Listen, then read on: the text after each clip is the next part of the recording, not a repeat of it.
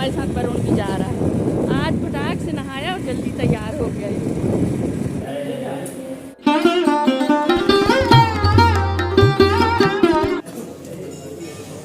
और ये मैं पहुंच गई थी सूरजकुंड।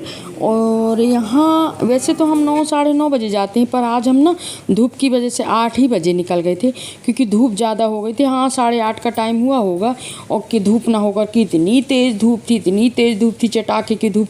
8 साढ़े 8 बजे भी बहुत तेज़ धूप हो गई थी। और यहाँ भीड़ तो उस समय कम हो गई थी, क्योंकि ना सुबह सब 5-4 बजे की आरती में जाते हैं, 3:40 में जो आरती होती है उसमें जाते हैं। इसके बाद भी भीड़ तो है ही, भगवान के दर्शन तो हर कोई चाहता है। इसके बाद मैं आ गई थी राधा रानी के मंदिर में, राधा कृष्ण की। देखो लाल ड्रेस में कितनी सुंदर लग रही है माता रानी, देखो ज़रा, इतने सुंदर लग रहे थे भगवान, पूरे तैयार हुए थे।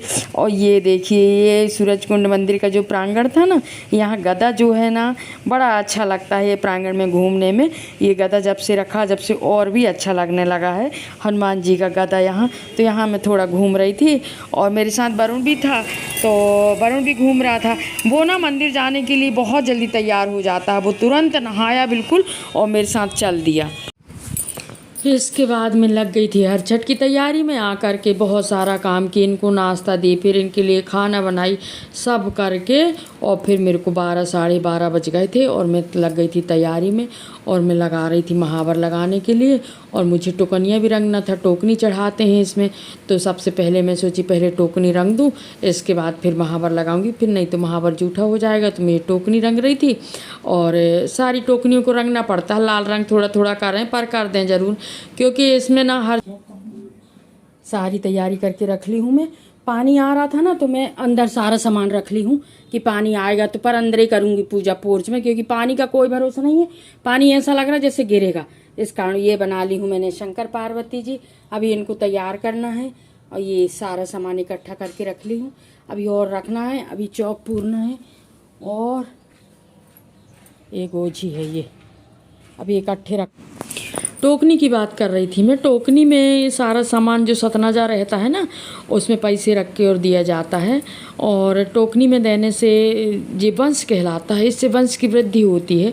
इसलिए हर छठ में, तीजा में टोकनी चढ़ाने का है, टोकनी चढ़ती है इसमें। और मैं करने लगी थी पूजा यहाँ बैठ के। और देखो सारी तैयारी कर ली थी, उपास के दिन तो फिर तैयारी करो, पूरा सामान समेटो, और समय इकट्ठे करो सामान, फिर लास्ट में सामान समेटो। और मैं पूजा करने लगी थी, और मेरी पूजा हो गई थी शुरू, और शुरू हो गई थी मेरी पूजा। और सामान इकट्ठा करो पूरी पूजा का, फिर लास्ट में सामान समेटो। तो उपास के दिन तो पूरा दिन इसी में चला जाता है। और फिर ये करा रहे थे पूजा, और मैं पूजा करते जा रही थी, क्योंकि पंडितों के द्वारा मंत्र हो जाता है तो अच्छा रहता है। अब हम ब्राह्मण लोग तो ऐसा है कि घर के लोग बोल देते हैं, और हम कर लेते हैं पूजा। ब्रह्मत्व से खंडित हो गया, माता पिता को संतान के बिना दुखी होता थे। अक्षत धूप दीप नैवेद्य सब हो गया था, और हवन भी कर दी थी मैंने, धूप भी लगा दी थी।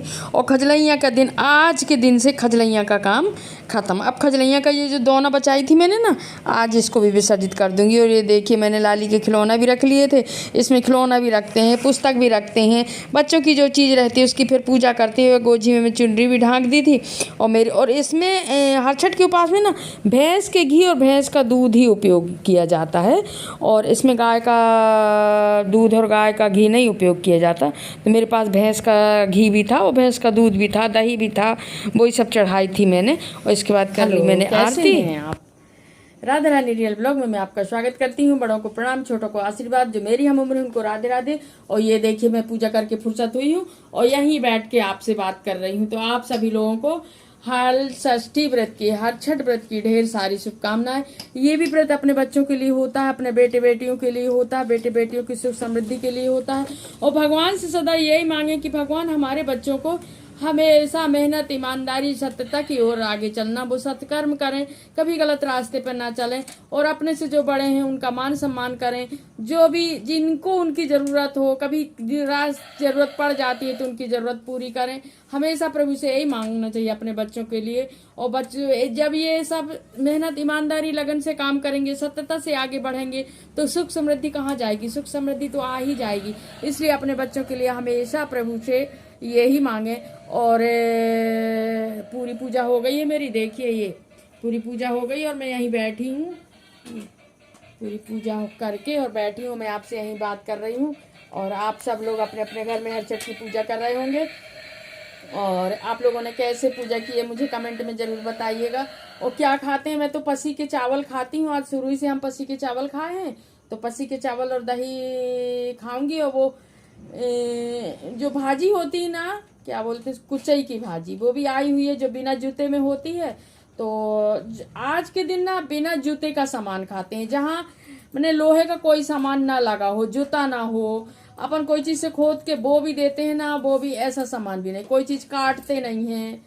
तो आज तो कुछ काटना है नहीं, तो ऐसे ही भाजी को टुकड़े टुकड़े करके बनाऊंगी मैं, और पसी के चावल खाऊंगी। और मैं पसी के चावल खाती हूँ। और अभी अब 1-2 दिन में देखो, अब जन्माष्टमी आ रही है, अब जन्माष्टमी की पूजा भी, इस चौमासे के त्यौहार तो लगातार पड़ते ही हैं। और सभी लोगों को राधे राधे, और कमेंट करके मुझे जरूर बताइएगा, और बेल आइकन जरूर प्रेस करिएगा।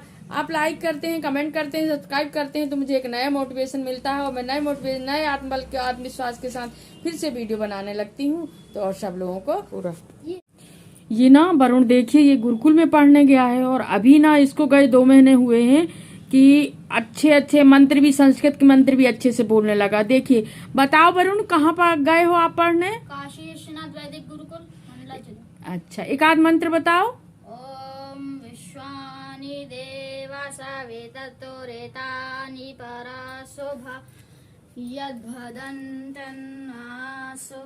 ओम हिरण्यगर्भः समवर्तताग्रे भूतस्य जातः प्रतिरेक आसीत्। देखिए जरा, इतने अच्छे से मंत्र बोल लेता है संस्कृत के। मतलब अपन लोग सोचते हैं कि अरे यार गुरुकुल में भेजें तो वेद शास्त्र सीख के आएगा, नहीं, बहुत जल्दी सीख जाते हैं बच्चे, और भेजना चाहिए बच्चों को गुरुकुल में, तो उससे संस्कृत बहुत जल्दी सीख जाते हैं, और आगे चल के कुछ ना कुछ तो करेंगे, भगवान में उनकी लगन लगी रहेगी।